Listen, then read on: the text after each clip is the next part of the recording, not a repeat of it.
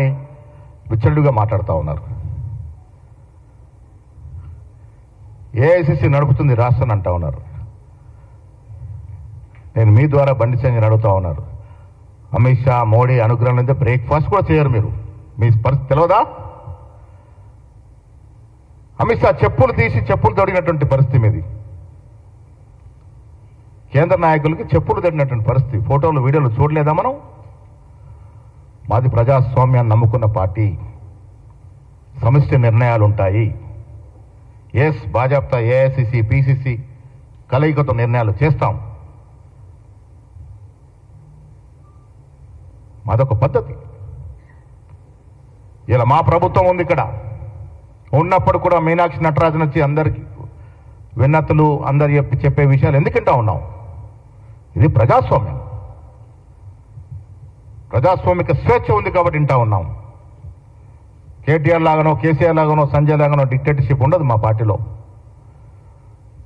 ఏ నిర్ణయమైనా సమిష్టిగా చేస్తాం. ఆ అలవాటు ఉంది మాకు. ప్రజా సంక్షేమ కార్యక్రమాల్లో కాంగ్రెస్ పార్టీ దూసుకుపోతా ఉంటే మాట్లాడరు. 10 ఏళ్ళు 60,000 ఉద్యోగాలు ఇవ్వాలని పరిస్థితి కేటీఆర్ది అయితే కేసీఆర్ది అయితే మేము 11 మాసాలు 60,000 ఉద్యోగాలు ఇచ్చాం. ఒక్కసారి కితాబ్ ఇవ్వండి దానికి. ఉచితంగా మహిళా బస్సు అనేది చరిత్రాత్మక నిర్ణయం. సన్న బియ్యాలు కేంద్రం మోడీ ఫోటో పెట్టుకోవాలంటాడు సంజయ్. రేపటి నుంచి మీరు దేశవ్యాప్తంగా ఇంప్లిమెంట్ చేయండి. సన్న బియ్యాలు ఇవ్వడం అన్ని రాష్ట్రాల్లో ఇంప్లిమెంట్ చేయండి. ఎవరొద్దంటున్నారు? సన్న బియ్యాల కార్యక్రమం అన్ని రాష్ట్రాల్లో పెట్టండి. కనీసం మీ అధికారం రాష్ట్రాల్లో పెట్టండి. అది చేత కాదు కానీ ఇక్కడ మోడీ ఫోటో పెట్టాలంటారు. వితండవాదాలు చేసుకుంటూ బాగా అలవాటుగా మారింది.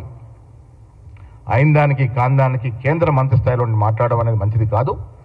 ఎస్, ప్రభుత్వం నడిపే విధానంలో ఇక్కడ లోపాలు జరిగితే ఇంతకుముందు ముఖ్యమంత్రి గారు చెప్పారు, ఇవాళ నేను చెప్తా ఉన్నాను, మాకు బేసిజాలకు పోయేది లేదు. రాష్ట్ర ప్రభుత్వాన్ని సక్రమంగా నడిపే ప్రక్రియలో ఎక్కడ లొసుగులు ఉంటే సరిదిద్దుకోవడానికి సిద్ధంగా ఉన్నాము. ఇది ప్రజల ప్రభుత్వం. It's people's government. ప్రజల ఆభిష్టం మేరకు పనిచేస్తుంది. ప్రజల ఆలోచన మేరకు పనిచేస్తుంది. నేను మళ్ళీ డిమాండ్ చేస్తా ఉన్నాను బంజీ సంజయ్ గారికి, నిజంగా బీసీ నాయకుడిగా చెప్పుకునే నీవు ఈ కుంటి సాకులు బంద్ చేయి. మైనార్టీలు ఉన్నారు, అక్కడ ఉన్నారు. మైనార్టీలు ఉంటే గుజరాత్లో మైనార్టీకి రిజర్వేషన్ ఎందుకు ఇస్తా ఉంది 20-30 ఏళ్ళుగా? ఈ కుంటి సాకులు మానేసి చిత్తశుద్ధి ప్రదర్శించుకునే అవకాశం వచ్చింది మీకు. మోడీ గారితో సమయం తీసుకోండి. మేము వస్తాం, మా ముఖ్యమంత్రి గారు వస్తారు, మేము వస్తాం, అందరం కలిసిపోదాం. 42% చట్టబద్ధ ఇచ్చే విధంగా 9th షెడ్యూల్లో చేర్చే పని మీరు చేపట్టండి. అదే నాయకత్వం అంటే. నేను మళ్ళీ కిషన్ రెడ్డి గారికి మీ ద్వారా చెప్తా ఉన్నాను, రండి, చర్చకు రండి. మీ రాజకీయ జీవితకాలం మీరు తెలంగాణకు చేసిందేమి? మీ బీజేపీ పార్టీ 11 సంవత్సరాలుగా అధికారంలోకి ఉంది. అంతకుముందు వాజ్పేయి గారు అధికారంలో ఉన్నారు. అప్పుడు కానీ ఇప్పుడు కానీ తెలంగాణకు మీరు చేసిందేమి? ఒక ప్రత్యేక ప్యాకేజ్ ఇచ్చినారా? ప్రత్యేక నిధులు తెచ్చినారా?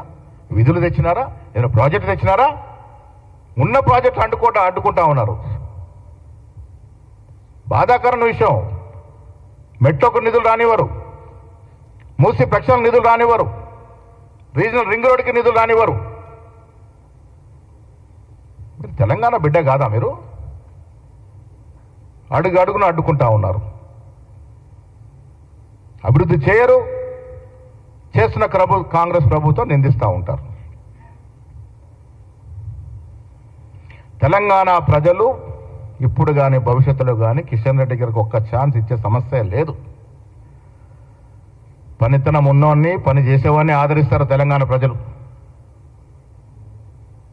ఆ దశగానే రాజకీయాలు ఉంటాయి. తెలంగాణలో ఛాన్స్ కావాలని అడిగే ముందు మీరు తెలంగాణకి ఏం చేశారో స్పష్టత ఇవ్వాల్సిన అవసరం ఉన్నది. Thank you.